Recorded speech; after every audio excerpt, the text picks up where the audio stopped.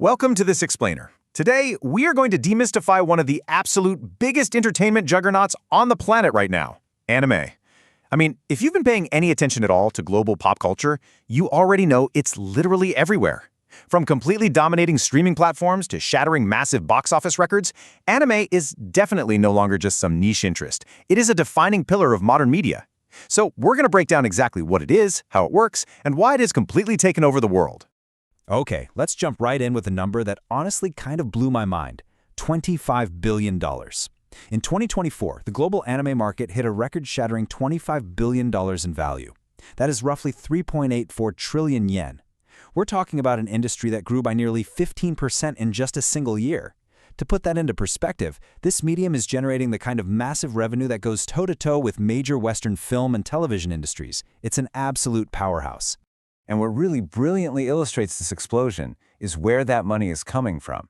Because for the first time ever, overseas revenue actually surpassed domestic Japanese revenue, making up 56% of that massive $25 billion pie. That's a huge paradigm shift, right?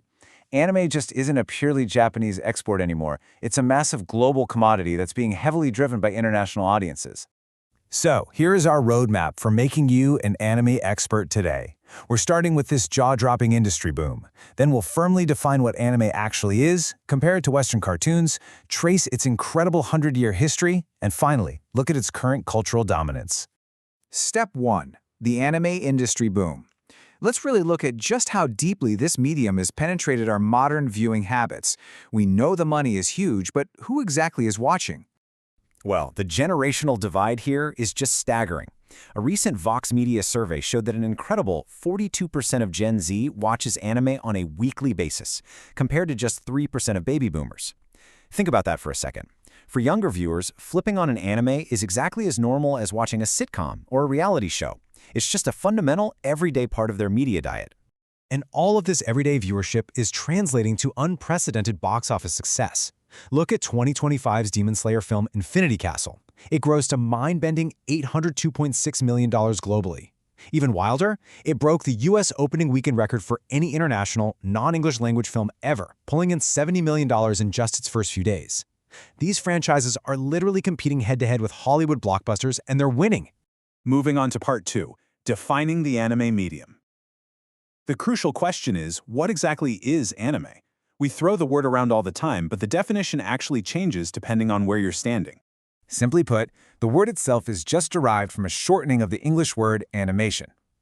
Outside of Japan, so in places like North America or Europe, the term is very specific. It specifically means animation that originates from Japan, and it's characterized by these highly imaginative techniques, diverse art styles, and really distinct character designs. You know, like those famous highly emotive eyes? But here is where it gets super fascinating. In Japan itself, the word anime is just a blanket term used for literally all animated works, completely regardless of style or origin. So to a viewer in Tokyo, the classic Disney movie or the newest Pixar film, that's also considered anime. It's a fun little distinction to keep in your back pocket. Part 3. Anime versus Western cartoons. Let's talk about how this medium differs fundamentally from the Saturday morning cartoons you might have grown up with.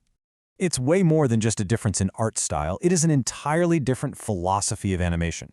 Western animation traditionally focuses really heavily on fluid character movement, getting a character to walk, talk, and bounce as smoothly as possible.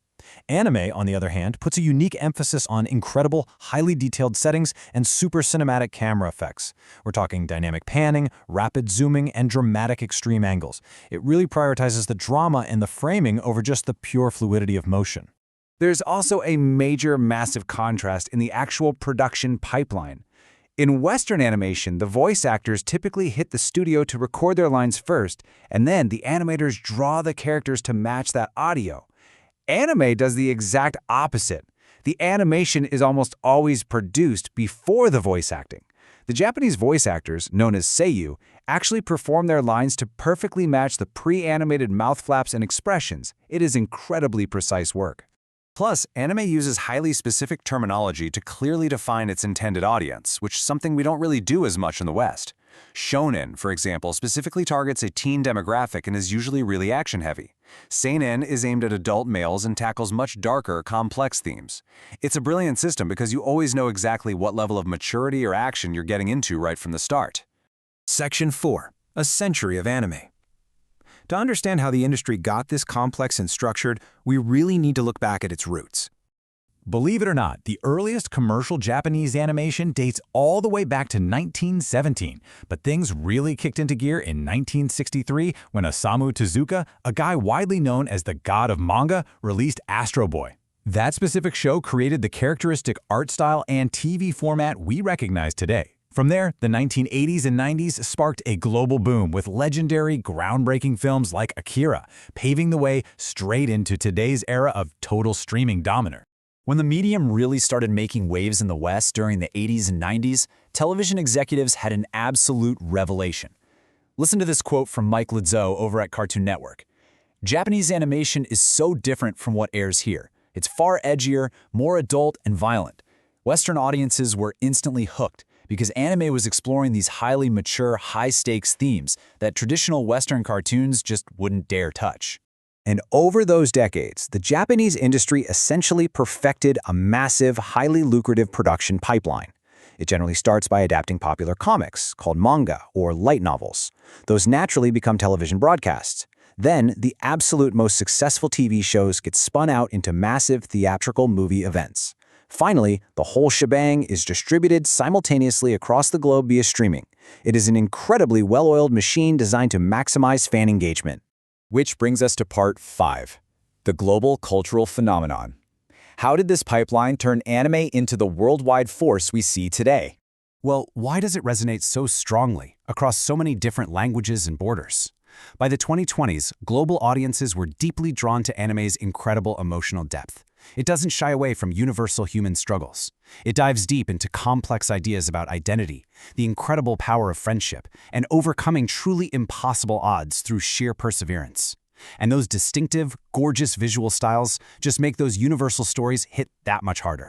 And this deep cultural resonance directly fueled those massive box office numbers we talked about. Demon Slayer crossing $802.6 million, Chainsaw Man Rise Arc taking in almost $175 million, Jujutsu Kaisen Execution pulling in $44.5 million. These aren't just niche weekend novelties anymore, guys. They are massive theatrical events that stand shoulder to shoulder with Hollywood's absolute biggest superhero and sci-fi franchises. Streaming giants like Netflix and Crunchyroll have made the medium so incredibly accessible that over half of Generation Z worldwide now proudly identifies as anime fans. Over half! That is a mind-blowing demographic shift, and it completely proves that anime has successfully evolved from a regional art form right into a defining pillar of modern pop culture. So, we've explored the massive $25 billion industry, broken down the unique animation techniques, and traced a full century of history. With 100 years of gorgeous art, epic action, and deeply emotional cinematic storytelling just waiting for you at the click of a button, the only question left really is, what are you going to stream first? Let us know down in the comments. And don't forget to like and subscribe to the Explainer channel for more deep dives. Catch you next time.